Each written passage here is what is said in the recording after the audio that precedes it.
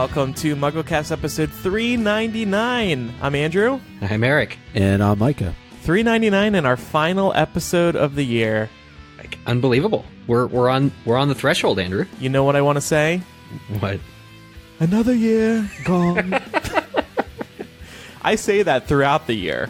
When I'm saying goodbye to something, I just go, another year gone. I mean, if you got a Dumbledore impression that's awesome as yours, flaunt it, you know? Wow, thank you so much. Yeah. But yeah, kind of crazy that final episode of our 300s. I think it's actually been about 2 years of episodes in our 300s. Mm-hmm. So, I mean, I just got to say, I think 362 was my favorite. I don't know about you guys. Oh, are we playing favorites? I try not to play favorites. Well, I have no clue what 362 was about, but I just thought it would sound cool to say that.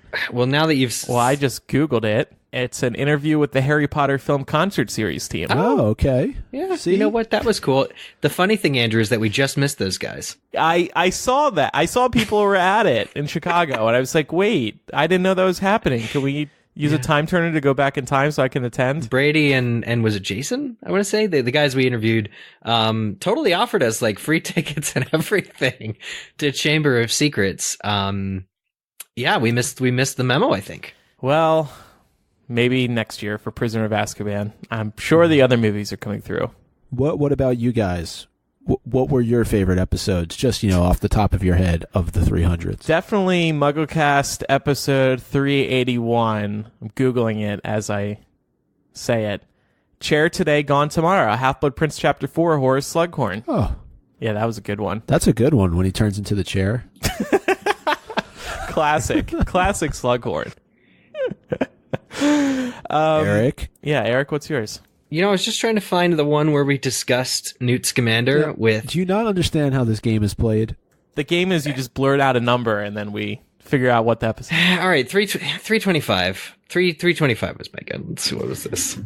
MuggleCast 325. Florble the Fake. Oh, Florble. Florble Loffalo. You remember the person that we suspected was J.K. Rowling in disguise? Yes, and we reviewed the new 20th anniversary edition of Philosopher's Stone, and Mikey B had a baby. So, well, that's, yeah, okay. All right. I actually just sent that baby a Christmas gift. Wow, you're a better person than I am, because I definitely did not send him or any of you a Christmas gift. I wrote all of our names on. Oh, well. No, that's wrong, actually. Oh. But I'm sorry. Anyway, so since this is the final episode of the year, we are going to look back on the year it was for Harry Potter fans. And since 7 is such a magical number in the Harry Potter series, we're doing the top 7 Harry Potter moments of 2018. And then we're also going to look ahead to 2019. And as we were making this list, I realized that there's actually a lot to look forward to in 2019 as we enter our 400s. So, there hasn't been much news, so we'll just jump straight into it. So we're going to count down, like Casey Kasem did on radio back in the day. Moment 7, we're reserving this one for ourselves. Oh, how humble. MuggleCast highlights. This is the 7th biggest moment of 2018. We completed our 777 challenge on Patreon. That was really exciting. We've had so many people supporting us, and we sent out mugs, and we did a holiday commentary, which was just recently released. We did a 2-hour live episode. We also, guys, and this feels like a lifetime ago, but we recorded together in New York City after seeing Cursed Child. How are you two feeling after sitting on seeing the play for so long? I feel the same. I mean, I would probably actually go back and see it again if I had the opportunity to do it, or go check it out if I make a trip over to the UK. Sure. I think it was worth it. I think it's a tough commitment. I do understand. It's 5 hours of your time sitting in a theater watching what was going on, but I still, to this day, will feel like I was just in a magic show, like an actual real magic show for 5 hours. And that's kudos to the people who put together Cursed Child. Yeah. Yeah. And I think I'm quite proud of that episode. Of course, the number fails me. I don't know if it's 365 predicting the cursed child. It doesn't sound right. But the one where we, had recorded just after seeing it back in April, and I'm quite proud of everything that we said. I think we were fair and level-headed about it. We recorded in the hotel room. I just remember, sitting down with you guys in person for like that live recording. And Andrew, I just found the video on my old iPhone of that we did, which I transported. I remember dropping it off to your MacBook, and I don't know if it was ever posted, but I'm pretty sure we posted it. Oh, okay. We should post the video of that if we haven't already, but it's the same thing as the podcast episode. It's just video. It's just us sitting down on two of the double beds. But yeah, it's a real thrill of a video, I promise you. It's honestly very boring and like 10 gigabytes. But yeah, it's just, I don't know why we recorded in 4K for that, but whatever. Oh, I thought you were going to say, I don't know why we recorded. See, the fun thing about these events that we go and get the opportunity to go to, and then we were like, oh yeah, let's do a live show right afterwards. And then at least I know I say this most of the time, I'm like, whose idea was it for us to sit down at like 11:30 at night and record an hour-long episode? Because that's part of the thrill. It's like we're kids young. We're getting back to our hotel and we're talking about the big Harry Potter thing that we just saw. It's like a book or movie release. It was honestly a great event to turn 32, and I was thrilled that you guys showed up for my birthday. I forgot about that. Yeah, I forgot the day before around that as well. Yeah, it was Sunday, and then my birthday was like the Monday or something. Mm. But yeah, we all went to New York. Andrew and Edward were there, and it was just a really lovely time. And Kevin showed up for dinner. Your mom was there? It was a real nice time. Your mom was there. Oh, my mom. Yeah. I've seen my mom so much this year. That's a real something to be proud of, considering she lives. I'm sure she's going to love to hear, like, you rattled off 5 of your friends before you mentioned that she was there. Oh, she would agree. I've seen her like almost too much. It's like for 3 months in a row, we had like a wedding to go to. Anyway, usually I only see her once or twice a year. So it's been a real treat. I think looking back over, that Cursed Child episode, what we've accomplished, I think it makes sense to put these MuggleCast highlights as number 7 because it was a good year for the show. And, I wanted to mention a moment ago, Andrew, but looking forward to the 400s, Laura, who we announced, Laura Thompson back on MuggleCast starting in the new year. There's some really good things to look forward to with MuggleCast. And I think it's just been a really strong year. It has been. Mm-hmm. And, truthfully, we needed a 7th moment and we couldn't come up with one. Like, we looked through the news of the past year and we couldn't. So I said, well, let's just talk about ourselves. What better way to celebrate? And the year was us. I was kind of joking earlier about the recordings, but those are really cool moments for us, I think, because we don't really get the chance that often to sit across from each other and talk about the show. Normally when we do it, we're all in our respective homes and we're recording online, and the opportunity though to be in New York, or I think Andrew, you and I were actually in Orlando together at the very beginning of the year. Oh, that's right. For celebration of Harry Potter. The episode where the maid kept knocking on the door. Yeah. Yes. we were about to invite her on the show. And then I don't know if I ever brought this up on the show, but Universal had listened to that episode and were complaining about the maid on the show, housekeeping on the show. And so Universal emails and is like, "Oh, next time we'll just let you guys use our studio." So you don't get bothered by anybody. So Universal Studios is going to let us use their studio? Yeah, I guess they have like a podcast studio of some sort down there. Save that email, dude. Like that's a get out. That's a blank check. It's cool, but I also said we were just kidding. Like it wasn't too big of an issue that the person kept that the door across the hall kept closing very loudly, and it was quite annoying. Yeah. I don't remember it must have been probably 10 o'clock in the morning or somewhere around that time, right? That we were recording. It was early. It's prime maid time. Yeah, exactly. Yeah. All right. So moment 6, and this might sound small to people, but I'm actually serious about this. Earlier this year, the Wizarding World franchise released that new logo, and we spent a good amount of time talking about it. I think I remember Micah could not care less about it. But maybe now that we're revisiting it, he will his opinion will have evolved. So I've warmed up to it. a bit. It's that new Wizarding World logo that has the wands fanned out, and it's like Harry, Ron, and Hermione's wand, and Dumbledore's, and Newt's, and maybe Grindelwald's or something. But the reason that it's a big deal is that it was missing J.K. Rowling's name. And to me, that Wizarding World logo, this new one, is opening the franchise up to new creators coming into J.K. Rowling's world. And I think that's a big deal.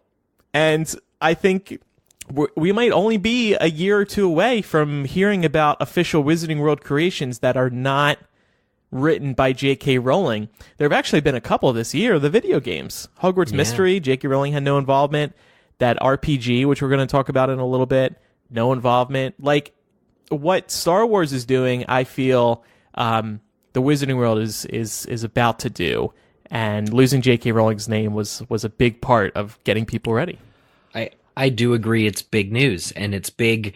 Even just, I think maybe, you know, what may have warmed you to it, Micah, too, is just seeing it on trailers and things before, you know, it's got kind of a cool look how it's animated, and it's, to be clear, we're talking about how it's sort of the spine of a book, but the pages, the book opens and the pages are all the wands, like 10 of the most important wands in the Wizarding series. So it's just, I just think it's well designed, and a good design lasts forever. It's like the golden arches of McDonald's, or the cursive in Coca-Cola. I mean, it sounds all corporate, but I'm saying, you know, I'm telling you, you know what I'm saying. Yeah, I know what you're saying, and I think the way that Andrew described it is sort of opening the world up to be more than just Potter and what we've known for so long. That has an appeal to it. I'm hopeful, though, that even though it doesn't have J.K. Rowling's signature on it, that she still will be involved in a lot of this stuff, because I think that it needs her touch for authenticity. Because if you start going down the road of you mentioned Star Wars as well, I worry then how many different directions are we going to start going off in? That's a little concerning to me. I think there is probably a team that is in charge of quality control and making sure that things don't get out of hand. There's probably like a quality control / story team that is in charge of the overall direction of each product's stories. I'm just thinking of, like, we spoke a couple weeks ago about how J.K. Rowling needs somebody to vet her work. There's probably somebody who's vetting a lot of the video game people's work and the theme park people's work. You know, I still think there's quality control being put in place. I think it's already in place. The episode that I'm trying to figure this out because I found an old Hypable post, but where we talk about the logo in depth is somewhere in the month of March, either between 359 or 360, but the trailer also came out. So maybe we saw it first with the trailer, now that I'm thinking about it. With the first teaser. Yeah, I feel like it came out like right before a trailer, because then it was in the trailer, you know? Mm-hmm. Yeah. But now you see that logo on books. Yeah. On all kinds of products. Like on the screenplay, that logo is printed. Yeah, it's on all, I mean, it's going to be on all official merchandise moving forward. And it's just because it does represent how far we've come from just Harry Potter. Yeah. It makes you wonder if they add, let's say they do a Quidditch Through the Ages franchise, are they going to stick in Kenilworth Wispy's Wasp, or Kennel Wasp Wispy, whatever the hell his name is. Can you just keep trying? I'm so enthralled right now. Kenilworth Wisp. That Quidditch guy. I'm trying to do a Google search. Yeah, Kenilworthy Wisp. Are they going to stick his wand into the Wizarding World logo? No, but they might put like a golden snitch above it. Or a snidget. Oh, there you go. That'd be really cute. That's a good idea, the golden snitch. I like that idea. Yeah. So I mentioned Hogwarts Mystery. Moment 5 is that this game was released. This was the first mobile game, Harry Potter mobile game, at least that's getting so much attention. I know Fantastic Beasts, the first movie, they had released an app before that called like The Case of Beasts. I think that was something more of a promotional thing just for the movie. But this mobile game, Harry Potter Hogwarts Mystery, was a pretty big game. How's Pat doing? He's still playing it every day of his life. Wow. Oh my That's God, dedication. bless him. Yeah. Is it like interfering with your relationship? A little bit. I think it's going to hurt it. I'm considering entering counseling over this. The biggest surprise to me is that the game is still going. They're still putting out new content. In fact, just the other day, year 5 of your Hogwarts journey, chapters 11 and 12 of the game have just come out. Yeah. So they're gradually releasing, and this is a great way to do it, is to tell the story sort of episodically, but you can log in every day. I assume this is what Pat does. Top up on your energy, go, take a couple of classes, but it takes a little bit, and go on all these side quests. They now have also like Christmas events and different events throughout the year that are seasonal for your characters to go on. And then gradually you're getting the fuller arc of your missing, is it brother? I think, from what I recall, regrettably, I'm still in year 1, but I ran out of energy, Eric. guys. I ran out of energy. Yeah. What happens is I get very frustrated when I run out of energy, and then I'll go to the store and I'll force myself to have to pay for more energy. You actually spend real money on the energy? I've probably spent a couple bucks. Nothing crazy. But I did also want to go off what Eric, you just said, because I think that it was very smart of them to throw in these little side quests. They did it around Halloween. They're doing it around the holidays. They actually did it around Fantastic Beasts, The Crimes of Grindelwald, when it came out. And that's just a way to continue to draw people in for those that are still playing. So I think that was a really smart decision on their part. That damn energy. So what happens is Pat will get a push notification saying his energy is full. And then he jumps into the app. Like, it doesn't matter where we are, what we're doing. He stops to go play Hogwarts Mystery because his energy is full. He would argue that way he's getting as much done as possible per day because, like you were saying, Eric, things do move slow. You run out of energy quick, so you can't get through the story fast. Yeah. But, okay, so here's how you fix your relationship. You log into his phone or wait until he unlocks it, grab it off the table, and disable push notifications on Hogwarts Mystery. And that way, he won't be as aware of, like, when's the most optimum time, and then it'll only be when he thinks about it, although at this point, maybe his brain chemistry is whole rewired by the game. And, and then what happens when he listens to this episode and finds out that Andrew disabled his push notifications? I would honestly go a step further and just delete the app. Wow, okay, all right. That won't cause any trouble. So, moment number 4. The Harry Potter RPG leak. I feel like this was one of the biggest Harry Potter news stories this year, Crimes of Grindelwald aside. So, in case anybody doesn't know or forgets, this what looked like a trailer was released for this game that is set like in the 1800s. And the premise is that you actually are a late bloomer in terms of your wizarding abilities. So you go to Hogwarts a few years late. And from the footage that we've seen, the game just looks absolutely amazing. Warner Brothers has yet to confirm that this is real, but they did take down all copies of the video. And it says right on YouTube, a copyright claim from Warner Brothers. So it seems legit. I think what's really exciting about this is we're finally getting what looks like a Harry Potter open world RPG. And that is awesome. And I recall it being set in like the 18th century or the 19th century. Mm-hmm. Like even before Fantastic Beasts. So It's the opportunity for all new characters, all new story. You get like essentially this is, chronologically first. And if you're the sort of person who considers video game stuff canon, then, it's sort of an exciting opportunity to visit Hogwarts before Dumbledore was even born. And, I'm sure J.K. Rowling has vaguely some idea of what was going on then. So it's kind of just interesting. Hogwarts is such a timeless place. But unlike Hogwarts Mystery, whose at least partial draw is your ability to interact with Snape, Hagrid, Fang, all the recognizable characters that are just 10 years later in Harry Potter, here's an opportunity to do something totally new. And even though we've only gotten the trailer, which is now, or the leaked, thing, which is now taken down, and it was kind of overlooked during a heavy news cycle, I feel like even we only spent maybe the news portion of an episode discussing it. I think it is worthy. I think it sort of the suspicions around it mean that it will be a pretty big game maybe next year. Yeah. It certainly looked pretty complete, so I'm hopeful it'll come out in 2019 as well. Mm-hmm. Yeah. Yeah, and I thought from what we saw that it looked really, really well done. Mm-hmm. It does look well done. Personally, I have really fallen in love with video games over the past couple of years. I may have said this when we were talking about this, but Legend of Zelda Breath of the Wild, that really gave me a love for video games again. And I'm playing a lot of Nintendo games and a lot of PlayStation 4 games.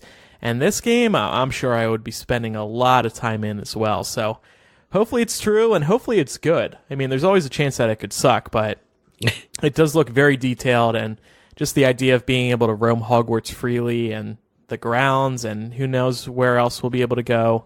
It'll be great. You know, I will say every Harry Potter game, I'm pretty sure, going back to the Chamber of Secrets game on like PlayStation 1, was always advertised free roaming Hogwarts. And I do recall distinctly the Chamber of Secrets movie game promising free roaming Hogwarts. And you could walk around, but I think it took like 2 minutes of load time to go from inside the castle to outside of the castle. And different, games throughout the years have promised it. I think the Lego ones are probably the ones that have come closest so far to really being able to explore and get in the nitty gritty. But if this is what it promises to be, and I mean, if you've seen the size of the world in Red Dead Redemption 2, you know that they could certainly do Hogwarts. Hogwarts is small comparatively for in a video game. Could you imagine Rockstar doing a Harry Potter game? You just murder people at Hogwarts all the time. It's like HBO doing a Harry Potter television series. Yeah. I mean, I'm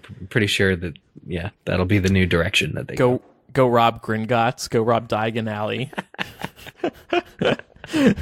The biggest features of the game is murdering Dumbledore yourself. Oh, man. All right, moment number 3, big canon additions. So this is a group moment. I thought it was pretty significant over the past year, thanks in part to Fantastic Beasts. I mean, actually, I take that back. Thanks solely to Fantastic Beasts. We have learned new information about Harry Potter canon. One example being Nagini, and that she is a character in the Fantastic Beasts storyline. That was big news. Another one we learned was Dumbledore was once a Defense Against the Dark Arts teacher. We had never known that before. Sort of an addition, McGonagall was alive earlier than we thought. I wonder if McGonagall is going to be in this Harry Potter RPG set in the 19th century. Why the hell not? Yeah. I mean, if she's going backwards in time, maybe she's like River Song in Doctor Who, where she's going backwards through time. There you go. Yeah. Yeah. So she's oh no, that means she's getting older. Oh well. Anyway, I say why not? And then, of course, the biggest addition to canon, should Grindelwald be telling the truth, Dumbledore has another brother. Yeah. Is it a brother from another mother? Well, we don't know which mother yet. It's an aunt or a niece, or I don't know. Is that something we've talked about, though? I don't think it is, actually. We haven't discussed whether or not it could be a half-brother. Well, there's an 8-year difference between when Kendra's husband, I'm forgetting his name, Dumbledore, went to jail, and when Credence was born. So he'd have to be a half-sibling, kind of, unless there's something funky with the years. I seem to recall reading that in one of those spoiler articles that was discussing who Credence might be. But I think that Credence might actually be Ariana, after like an alchemical kind of weird magical proceeding or something. I think that seems the most likely for the aging, but I'm not 100% sure on that. All right. How do you two feel about J.K. Rowling adding such big additions to canon when we thought we knew everything we needed to know? Well, in regards to Nagini, Dumbledore, and McGonagall specifically. Well, I would start off by saying I'm not sure that we know everything that we need to know. I think that it would only be natural that certain things would surface as we move through the Fantastic Beasts series, and whether or not she's always had those things planned is a different story, and I think that's where a lot of our issues may come from, especially with Dumbledore potentially having another brother, with him teaching Defense Against the Dark Arts, though I think they played that off well in the film. Yeah, they did. I think they solved for that. Now, whether that was because they knew that the fan community was going to be in an uproar and saying, no, no, no, we know he taught Transfiguration and now you're having him teach Defense Against the Dark Arts, maybe it just served the purpose of that scene, especially given that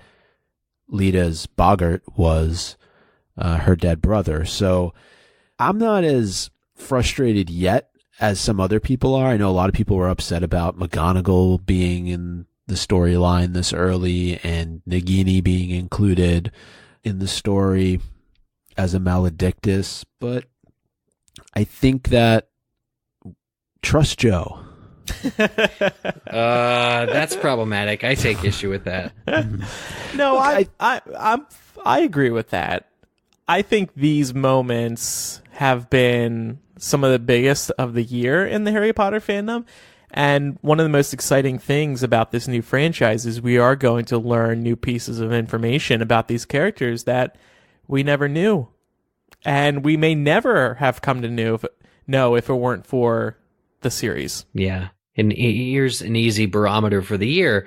There were years we've gone through, even on this podcast, when we were still doing this podcast, entire years where canon was not adjusted or affected.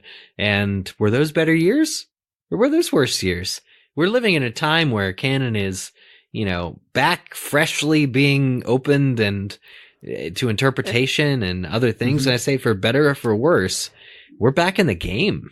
And the reason why I say to trust her is because we know that she is going to complete Nagini's story. We know that she is going to tell us whether or not Credence is actually Dumbledore's brother and why this is all being put into motion. I think with some of these other things, like Dumbledore being the Defense Against the Dark Arts teacher or McGonagall showing up earlier than expected, maybe she just said, look, I needed to do these things in order to make it work for the purposes of the film and the series. And they're not plot altering decisions for the Potter series where things don't work down the line because she decided that Dumbledore teaches Defense Against the Dark Arts. Mm-hmm. Mm-hmm.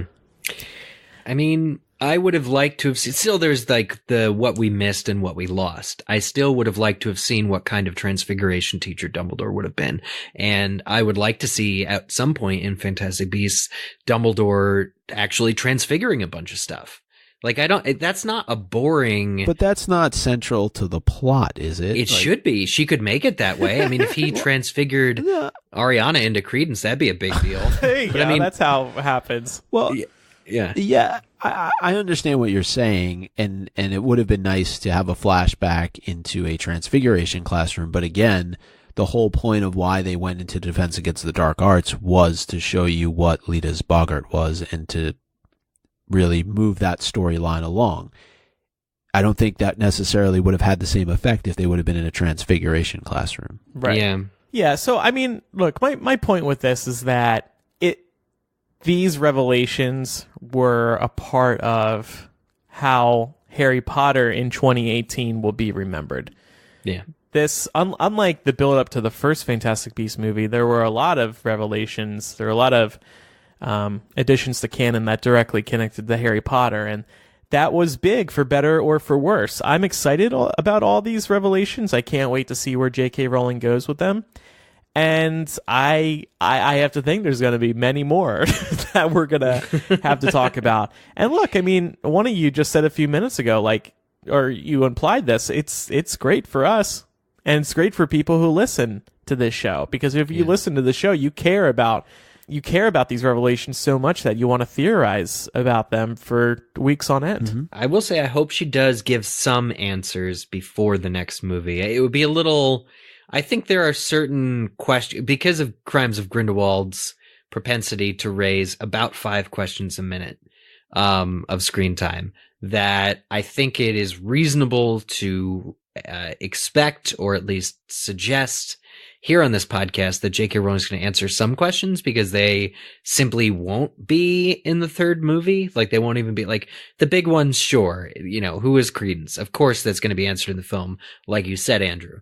But I think other things out there, like I don't know, certain parts of use of comma, and why the unbreakable, but she could either hint at or clarify just a little bit without having it to have to be on the next Fantastic Beasts films press tour. Who's watching Jacob's Bakery? That could be answered on Twitter. Yeah. You know what? I'm going to tweet her that right now.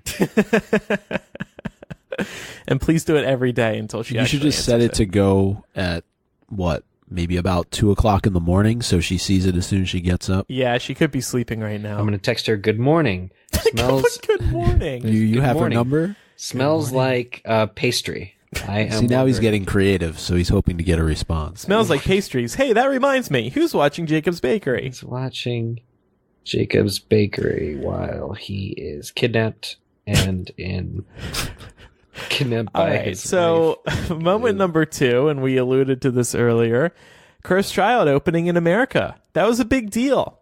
I think one of the biggest gripes that people had with Cursed Child when it was first announced was, I'm never going to be able to see this thing. That still applies to a lot of people, but in America, it's a lot easier to see it now.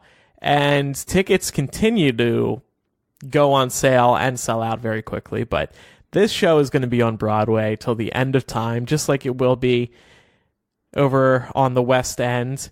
And I think it was, there's a lot of debate about the plot, but like what Micah said earlier, it's a really great show to see live. And I'm happy that it's here in America now. And I don't care what you think of the story. You really should see it if you can get to New York. Agreed. Absolutely. That's all of our position on it. Mm-hmm. Yeah. Don't go in. If you've read the story and you're not a fan of the story, that's totally fine. But I think as a fan of the Potter series, if you go and you see this play, you will enjoy it from start to finish because of what's happening in front of your eyes. There are things that happen that you cannot comprehend actually happening without you being able to figure out how they're happening. And I think that just speaks to the production of Cursed Child, and the actors and the actresses in the play are great as well. So look, we've talked many times on this show. I did not like Cursed Child from a plot standpoint. I don't think, Eric, you did either. Nope. And we both we saw this, and we really enjoyed it. Yeah. I've seen it 3 times now. I think I'm good for a while. You wait till it opens out in San Fran, and you can go check it out there. Yeah, there you go. And I mean, we'll talk about this in a little bit, but it will be opening in San Francisco in 2019. So it's not far away at all. And it's opening in Melbourne, Australia. Yeah. Expanding rapidly. Unbelievable. And then moment number 1. Of course, Fantastic Beasts: The Crimes of Grindelwald being released in theaters. Who would have thought a few years ago that we'd have a 5-part Wizarding World film series to look forward to, and we're just getting started. And this film has gotten the fandom talking like it's 2006, 2007 again. Again, for better or worse. Truly. And regardless of your position on the film, I think, we have come around to not being as inundated in our brains by the parts that we find confusing or wrong.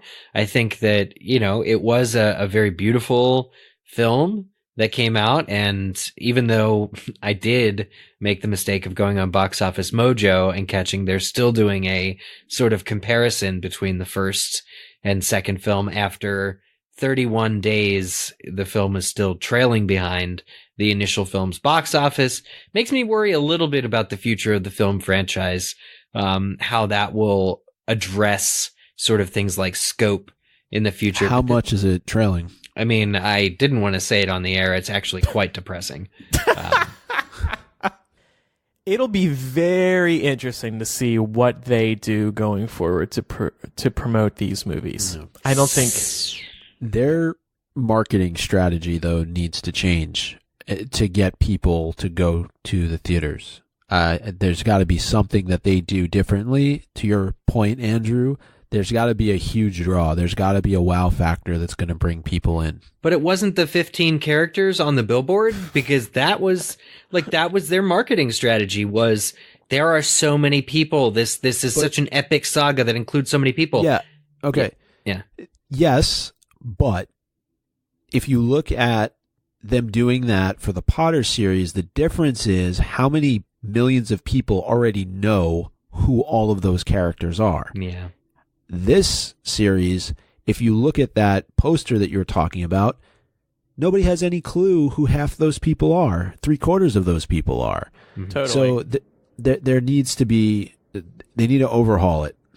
Yeah. They need to overhaul it, and better tagline. This one that kept appearing on posters, "Who will change the future?" I don't think that was really relevant to this particular story. That's another question that was never answered in this movie. It will change the future.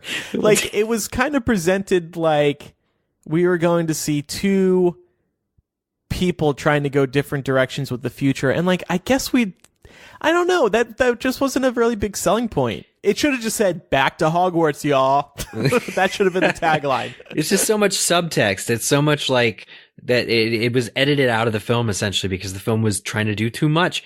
At 33 days in the US in theaters, it's $57 million behind the first Fantastic Beasts film. And even overseas, has faltered. The foreign gross is currently at 444 million. And I don't know how much longer it'll be in theaters, but the total foreign gross of the first film, excluding the US, was 580 million. So it would have to get $140 million more dollars overseas to even reach what the first film did. And that's a little bit alarming to me. That does seem unlikely, yes. Yeah. So, I mean, it's already in its 5th week with all the Christmas movies, Mary Poppins especially, coming out in just a couple days. And Mary Poppins goes back to Hogwarts as well, so Crimes of Grindelwald has no chance. So, I mean, yeah, but like this movie coming out, getting back to what you were saying, Andrew, too, like the five film series, and we're getting to the middle of this. Like, it's exciting to know, even just the idea that J.K. Rowling is going back to this world still brings me a modicum of joy. Whenever I think about it. Of course. But I think it's still, how do you bring in people that otherwise would not go and see these films? Because that's what's going to increase the box office total. Maybe I've said this before, maybe make it a comedy. Maybe really honestly, but like really dive deep and just bill it as a comedy, advertise it as like Phil movie 3 in Brazil with like the most rompiest kind of just like comedic moments. I would totally sell out. I would go Dan Radcliffe, Emma Watson, Rupert Grint, promote the movie. Like what, like bring them into the movie? No, not as actors. Like have them actually market the film once it's ready to be released. Get people back into Potter. Like they would never agree to that. They want to move on. But I'm just saying. I know. You might be able to get like the Phelps twins to do it. I think Dan would do it. I mean, I just, all of these people have, he would. All of these people have, these young actors have, continued their careers and really built, I'd say, an even larger following. Their following's only grown throughout the years. So that would be an interesting tactic. I like this as a suggestion. I don't hate it. Yeah. Mm-hmm. And we mentioned this, I forget how many episodes back, but do we potentially see them shifting the release from November into the summer sometime? I'm still hopeful that they do that. Yeah. If they do that, Andrew, I don't think it's going to be like you said and come to us earlier. I think it'll be and maybe because of these box office things, and they're going to need to like rethink how they make these films. Cause I in my opinion, Crimes of Grindelwald was in many ways a miss. I think that the films, if it does debut in summer, it's going to be 2021 and not 2020 like you were suggesting.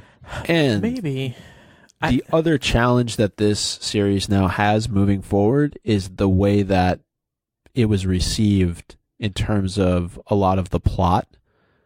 Because you may get people who are just going to say, what? Dumbledore has another brother? Where'd that come from? And just completely check out and not go back and see the series moving forward. Yeah. Not to mention the Johnny Depp controversy, which I think is still ongoing. in Hollywood, we're continually not seeing movies that these people put out, or a majority of people are. What you were saying, it alienated even the dearest fans. We'll talk about but this. The movie was great. Yeah.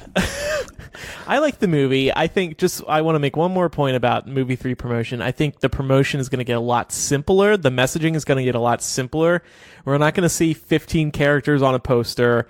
I think they'll focus on maybe 8 characters max across the entire promotional campaign to try and convince people that this next movie isn't going to be as messy as the second, even if that's not true. Yeah. Well, and why didn't they do that though for this film? And maybe they did. You can correct me if I'm wrong. With characters, right? Did they actually have the character's name on the poster? So if you saw Jude Law, did it say Albus Dumbledore underneath it? Yeah, I'm just thinking of that poster that we were referring to earlier. It said, "Who will change the future?" and it's got like 15 characters on it. No. But did the individual posters have the characters' names on them? I think so. Because if they didn't, that's another big miss. Well, I'm looking at this one poster right now that Eric took a picture of earlier, and none of the character names are on them. Yeah, they're not. You're just supposed to know who they are. Yeah. See, that's what you can get away with in the Potter series. You can't get away with that in Fantastic Beasts. Yep. So totally.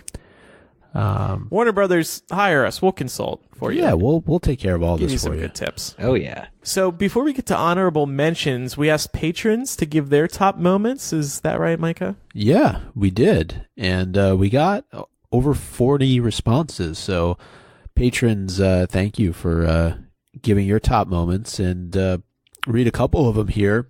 Yale Nikem, hopefully I pronounced that right.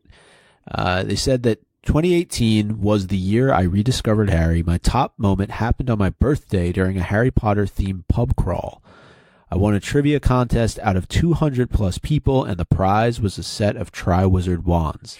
I never would have bought that for myself, and now when I look at it, I'm reminded of having a great night out with friends. They are not the only person whose love for Harry Potter was rekindled this year. This is from Cassidy. It started when my dad got me the illustrated edition set this year for my birthday that I finally started feeling that longing again for Harry Potter.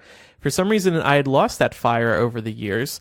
Then when Crimes of Grindelwald came out, I was actually really excited to see it. I had tears welling up in my eyes multiple times throughout that movie, and it totally reinterested me into the magical world. Listening to MuggleCast again for the first time in many years was such a trip. It made me giddy, and I'm glad to support my friend Andrew and my favorite podcast ever. Thank you, Cassidy. Is that you, Andrew? No. Oh, okay. I've known Cassidy for a long time. No. Courtney called this the year for merchandise. For me, the movie, Truly. she said, yeah. For me, she says, the movie and stuff was just okay, but what immediately came to mind is the revitalization of Potter merch.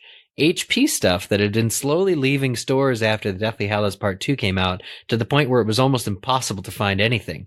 But now, I just love these new lines from Target and Pottery Barn and all kinds of stuff popping up everywhere. It takes me back to the glory days. There's so much new Harry Potter merchandise stuff. Every big brand now seems to have a Harry Potter line. Yeah. I swear. It's actually too much, in my opinion. It's a lot.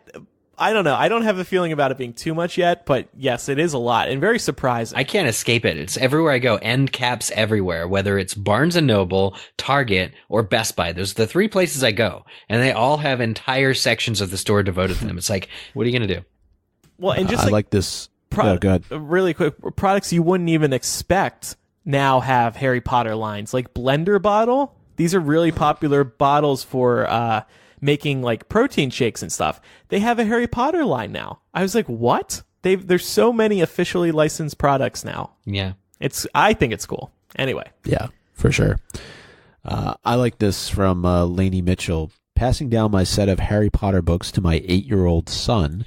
We read the first 2 together previously, and he was excited to keep going. He's already on book 5. We have audiobooks that he listens to at night, but takes the book with him to school for his free time. Sharing the magic with another new generation is so exciting. We mentioned the Harry Potter concert series earlier, Victor Chan.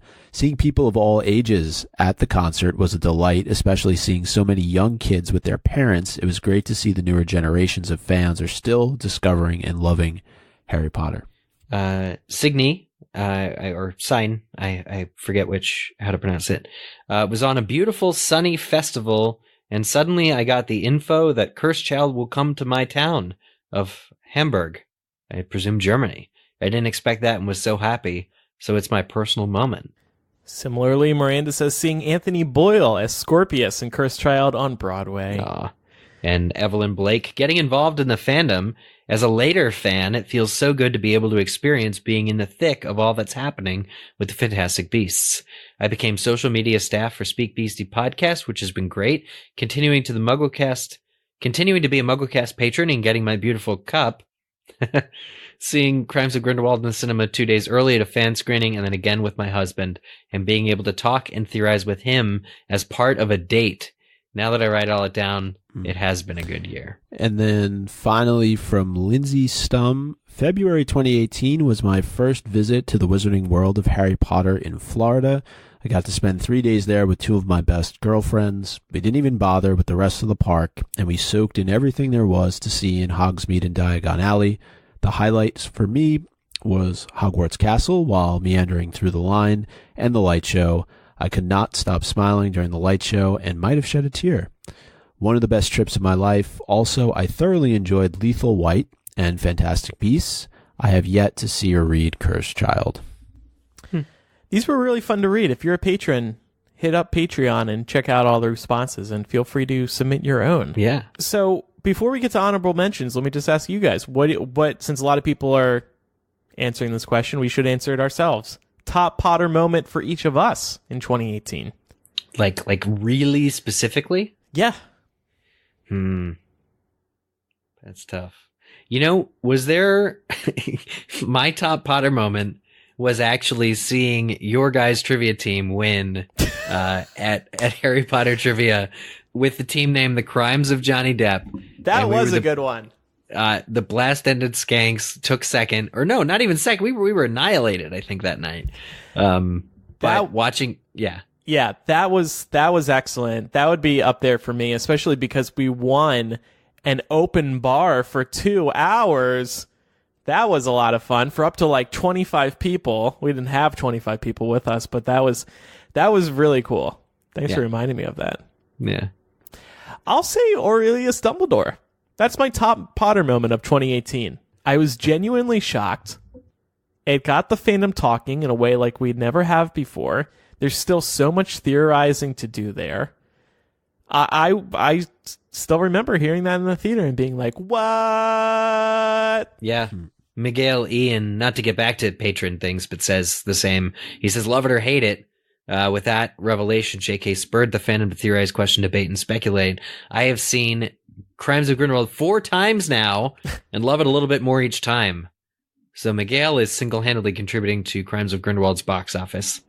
What was your top moment, Micah? I would say when we got the opportunity to hang out in New York and see Cursed Child, or even earlier this year, Andrew, you and I got the chance to go down to Orlando, and I know you two obviously live close together now, at least a couple miles apart, but don't always get the opportunity to hang out and spend time with each other. So yeah, it was cool to be able to do that twice this year. Yeah, I'm always up for Orlando in January.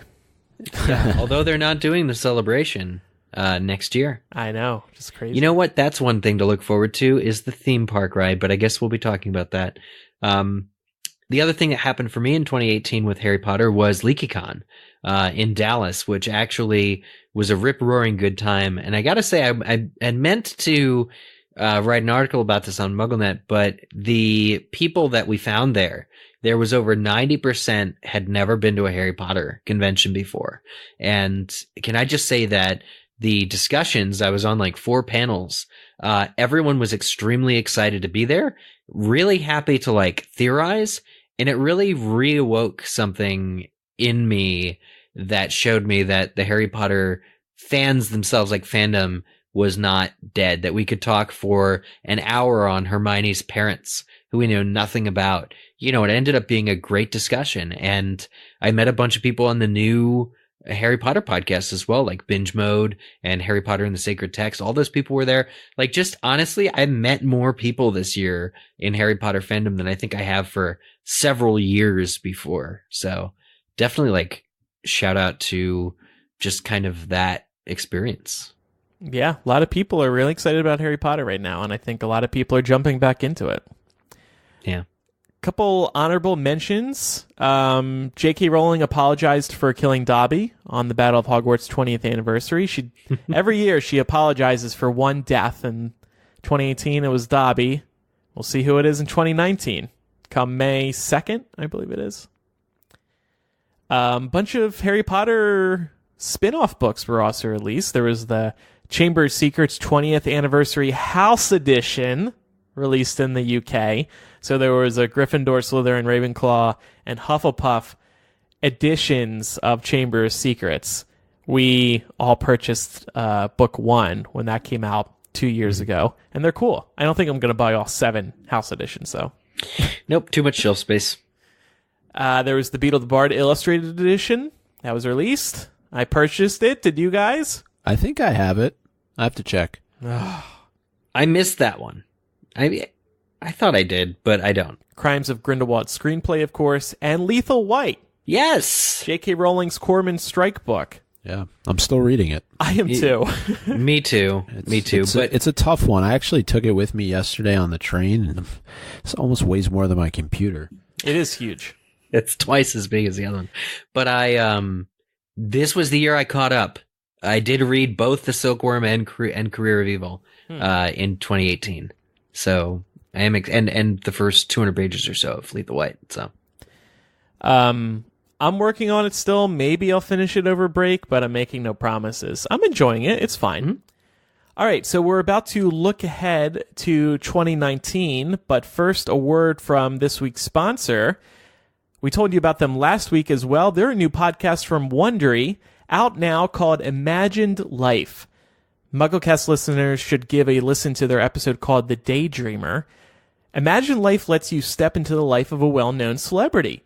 You can play along as you are immersed in the story of a notable person, living their life from their point of view, persevering through poverty or bullying, and finding joy in self-acceptance and overcoming fears. Their Daydreamer episode is the one in which you get to become J.K. Rowling. It's fascinating because the host narrates it from the second-person perspective. So they'll say, you are writing this book. You are dealing with a death of a loved one. It makes you think about J.K. Rowling's life in a way that you never have before. And while I'm telling you that the Daydreamer episode is the one about Rowling's life, the fun thing about this podcast is that you don't know whose life you're in until the final moments of the episode, unless you can guess it from the story you're living. But they'll just say at the very end, you are J.K. Rowling. Whether you're listening to the Daydreamer episode or another one, you're going to learn a lot about the person you get to become. Try out the show. I think you're really going to enjoy it. Again, it's called Imagined Life. It's available on Apple Podcasts or wherever you're listening to this episode of MuggleCast. We'll also have a link to the show in the show notes, or just go to wondery.fm/muggle. Again, that's wondery.fm/muggle. Thank you, Imagine Life, for sponsoring us. Perfect timing with people traveling over the holidays. Probably we'll have some extra time to listen to some podcasts.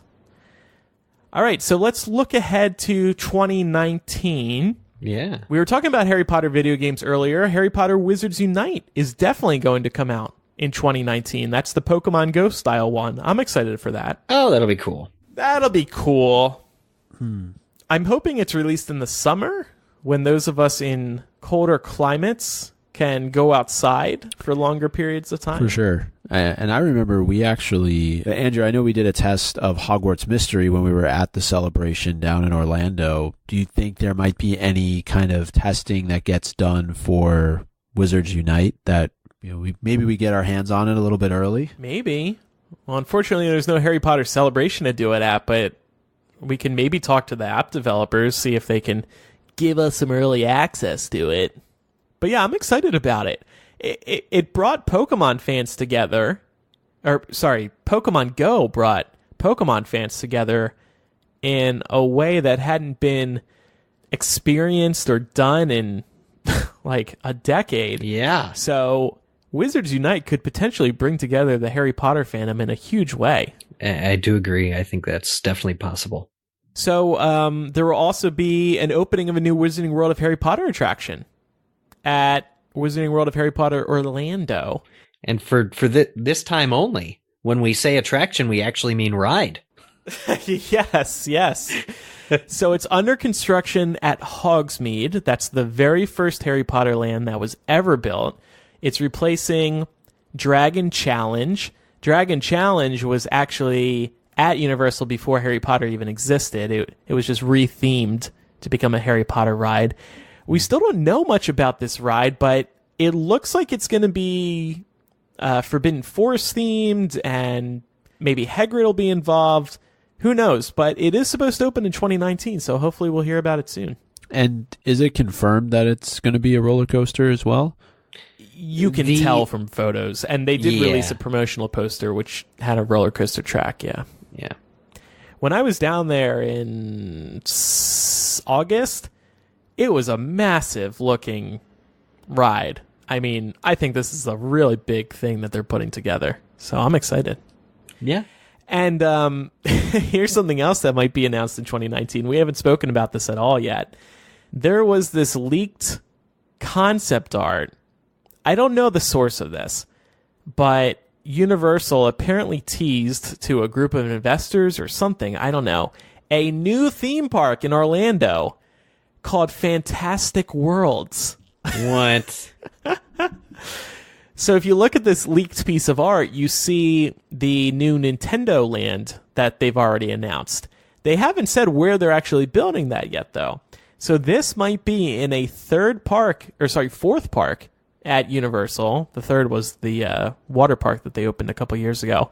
Yeah. I find it very interesting that they're calling this if this is true. I find it very interesting that they're calling it Fantastic Worlds. That would probably mean there's going to be a Fantastic Beast land in it, doesn't it? Maybe Newt Scamander and the journey to Credence. You know, I looked it up. It is where Nintendo World is going. Mm-hmm. So I'm really excited about that. I think that deserves its own park, and Fantastic Beasts shouldn't have to compete with Nintendo for lines and things. But I don't know. What a weird time to be alive, where Mario and Newt Scamander could be in the same theme park. Agreed. No, but that is something to keep an eye out for. There hasn't been any really Fantastic Beasts attractions in these Wizarding World parks yet, so they might very well just put it in an entirely new park altogether. Presumably, in 2019, we're going to hear the title of the third Fantastic Beasts movie and maybe see the first promos. Oh, that's right, because it'll be, by the end of the year, it'll be less than 12 months away. And you might remember that in November 2017, like almost a year to the day, they had released a promo photo with the entire cast. And that had Dumbledore, Grindelwald. Remember, everybody was in the same photo, and we were like, whoa. Yeah, and I think we paid particularly close attention to who was looking left and who was looking right. Oh, right. Maybe we need to go back and see if that told us anything. Oh no, but the plot lines have changed 5 or 6 times and extra scenes are cut out, so probably doesn't mean anything. Let's all predict the title of Fantastic Beasts 3 right now. Ooh, okay, I got it. Fantastic Beasts and Where to Find Them, or Fantastic Beasts, Nifflers in Paradise. Referring to this Rio de Janeiro setting, I assume? Yeah. I'm going to say Fantastic Beasts, Dumbledore's Journey. So sticking with character names in titles. I will bet one thing. Dumbledore will be in the title. That I am sure. Huh. Micah, what is your prediction? I like the one from last week, Antonio's Revenge. Okay. You want to go with that then? No. I don't think that'll end up being an actual choice, but yeah, I don't have one right now. Do you think Dumbledore will be in the title? Do you think a particular character's name will be in the title? I do. Yeah, I think there's a good chance that Dumbledore will be in the title of the film. I think you're afraid of being wrong, so you don't want to put it in. But I think it could be something similar, to kind of what you're saying to the Crimes of Grindelwald. Yeah. The somethings of Dumbledore. The promises of Dumbledore. The siblings of Dumbledore. The lies. The lies of Dumbledore. I do like the idea of promises of Dumbledore. That would be funny, though, the life and lies of Albus Dumbledore. That would be amazing. I would die if they did that. Here's another thing. A lot of people were looking for this last year. By last year, I mean 2018. Goblet of Fire Illustrated Edition. Yeah. Okay. All right. So the first book came out in 2015. Second book came out in 2016. Third book, 2017. We all assumed book 4 would come out in 2018, but the book is really long. And illustrator Jim Kay said, I'm going to need more time. So it's going to be 2018, I assume around the holiday season, but that'll be a very welcomed addition to our collections, I think. And it'll be, I think Eric at one point was saying it's going to be 2 books. Do you still stand by that, Eric? Well, I think it'll be, I don't necessarily think they'll sell them separately, but it may make sense to bind them in 2 separate, like you get like a combined box of both books. Cause just looking at the thickness of, Prisoner of Azkaban, you know, it'd be pretty heavy to have a book that's literally twice as long. Mm-hmm. So I do think, if not for that, absolutely for Phoenix. So that'll be my little prediction. And I do predict regarding Illustrated Goblet of Fire, there may be at least 3 portraits of Ginny Weasley. Okay. I'm just going to throw this into the mix for 2019. Harry Potter TV show. Okay. Like, surprise, we already cast and filmed and produced this, and it's on Freeform tomorrow. Not that far. But here's the thing. Warner Brothers is putting together their own streaming app, which is going to be released at the end of 2019. Oh. They got to compete with Netflix and Hulu and Amazon and HBO and Apple. They've got all these big brands on these other streamers. What is Warner Brothers is going to be? I don't know. They're knocking on J.K. Rowling's door. J.K. Rowling, let us do a Harry Potter TV show, please. I beg you. And they don't have to get Joe to be involved at all. They just work off of her books. Done. Yeah. Recreate the original 7 books in a TV show. That's all I have to say about that.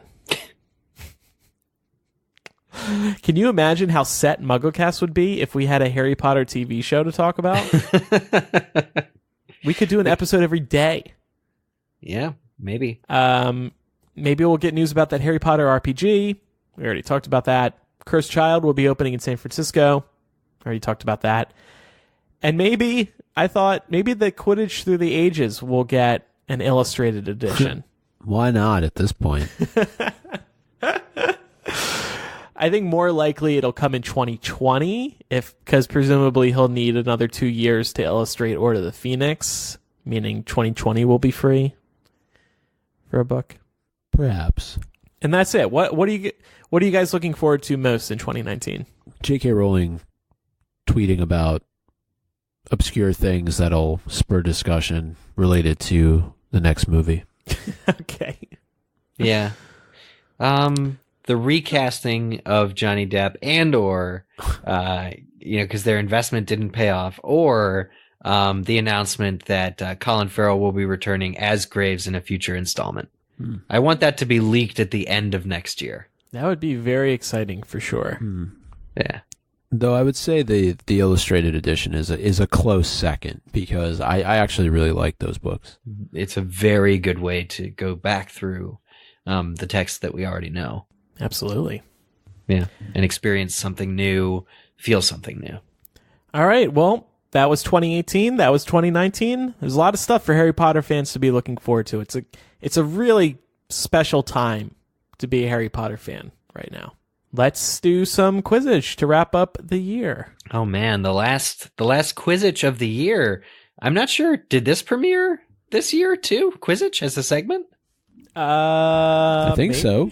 Because our friend said that he does it in his classroom. Our friend. MuggleCast, Kyle. Hufflepuff Teach. Kyle. Yeah. 383 Quizzitch. Kyle and Micah are such good friends now. Micah just calls him his friend. Yeah. It's beautiful. MuggleCast episode 338. Oh, nope. It was last September. So we but when did you implement it? But I think it might have been right away. I think it was too. Yeah, I think I told him that I was going to just use that. Yeah, we were very excited to steal it. Man, so I wonder what last year's Quizzitch, last Quizzitch question of the year was. Anyway, I'll find it out. Anyway, last week's question was which Castellabruchu alum, meaning somebody who graduated from Castellabruchu, is or was the captain of the world-renowned Quidditch team, the Tarapoto Tree Skimmers. And this must have been a difficult question, or people are averse to searching Pottermore, because it was only 3 people submitted the correct answer to us over on Twitter. The correct answer was João Coelho. It's a Portuguese name, but I did look up pronunciations. João Coelho. And the 3 people who got it are Miguel Ian. Oh, that was the guy that said he's seen Crimes of Grindelwald 4 times, so good for him. Kay Wolfing, and also somebody whose profile name on Twitter, at least until after I read this, is Welcome Back Laura, at MuggleCast, or at TimokelsDev on Twitter. Those are the 3 winners of Quizzitch. I hope this isn't the sign of end times for Quizzitch. You guys. Well, I think people don't want to cheat, so if they can't answer it, they're not going to look it up, you know? Well, then they're not going to like this week's question. Starting off 2019 strong, Eric. No, this is, the reason there's actually I'll explain this next year, you guys, but there's a very good reason I picked this one for this week. So this week's question is, graduates of the magic school Uagadou, which is in Africa, are particularly skilled in these subjects: Self-Transfiguration, Astronomy, and blank. What is the blank? Question mark, question mark. This information is on Pottermore. I want people to participate. Reply us at MuggleCast on Twitter, #Quizzitch, and your answer. Eric saying, please cheat so you can tweet. We never said this wasn't open book necessarily. I think what it is a discussion that you have as a listener between yourself of, do I know this, or do I know where to find this? Am I resourceful enough to find it? Because I think that carries with it its own reward, knowing where to find the answer, even if you don't yourself know the answer. And the whole point is to educate yourself and learn something. We're definitely learning things, that's for sure. There you go. I want to give a shout out to Jessa, who is listening live tonight. It is her birthday. And she said, happy birthday. Can I have a shout out? Yeah, happy birthday. Yeah, you're spending 2 hours of your time listening to MuggleCast recorded live on your birthday. Yeah, there's your shout out, Jess. I'm actually having a drink tonight for our final episode. I drink to you, Jessa. Another year gone. We are going to take a couple weeks off, so we will miss you, but we will be back in early January with episode 400, and Laura will be starting as a full-time co-host here on MuggleCast. It's been a really great year, so thank you everybody for listening. Thank you to our patrons. Whether you listen and pledge, we really appreciate you supporting the show, listening to the show, sharing the good word about the show. It's nice to read your feedback. It's really great to hear from you, because this conversation that the 4 of us do every week, it's very one-sided. So it's great hearing from you guys through social media. Twitter.com/MuggleCast and Facebook.com/MuggleCast. You can also email us, MuggleCast@gmail.com. We've got that voicemail line. We were busy with that this year. 19203-MUGGLE. That's an American number. 19203684453. Over the holiday break, tell a friend about MuggleCast. And while you're at it, leave us a review on iTunes or whichever podcasting app you use. We would really appreciate that. Help us spread the word about the show. We are, of course, continuing to do weekly episodes through 2019 and beyond. We are here to stay. We are here to be your Harry Potter friends. Oh. We are about to do a bonus MuggleCast as well. That'll be available exclusively over on Patreon. We are going to talk more about what we are looking forward to seeing in 2019 and specifically what we hope to see in the new year. Yeah. And there's a new giveaway posted for patrons as well. You can win a set of Crimes of Grindelwald movie posters, which are real cool. Not with the characters' names, though. WB forgot to put their names on. Yeah, they're not on. No names. Eric, so. you should just go write them on there. You should. I will, in black Sharpie, write if requested. Once people have won, I will write people's names on them and draw an arrow to their face, just to be ridiculous about it. I might as well draw mustaches on all of them as well. Sure. Yeah. Okay. Thanks, everybody, for listening. It's been a great year. Thank you. We hope you have a great holiday and a happy new year, and we'll see you in 2019. I'm Andrew. I'm Eric. And I'm Micah. Thanks, everybody. Bye. Bye.